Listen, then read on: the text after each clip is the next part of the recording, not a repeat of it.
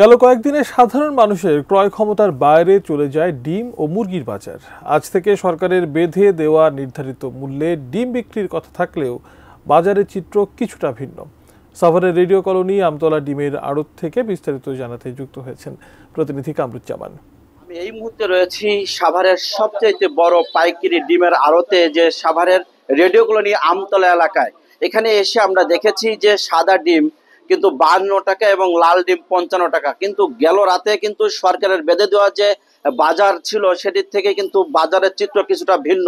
আমরা মুরগির দোকানেও গিয়েছি, মুরগির বাজার কিন্তু দেখেছি যে 190 টাকা প্রতি কেজি এবং সোনালী মুরগি 240 থেকে 250 টাকা কেজি। তো আমরা খুচরা বাজারেও গিয়েছি, সেখানেও সেই একই চিত্র আমরা দেখেছি। আমরা এসেছি এখন ডিমের বাজারে। ডিমের যে প্রচুর পর্যাপ্ত কিন্তু ডিম বাজারে মজুদ রয়েছে, কিন্তু ডিমের সরকারি বেঁধে দেওয়া বাজার হলেও কিন্তু বাজারের নিয়ন্ত্রণ কিন্তু এখনো হয়নি। এই ছিল সর্বশেষ আমার কাছে সাভারের ডিমের আড়ত থেকে।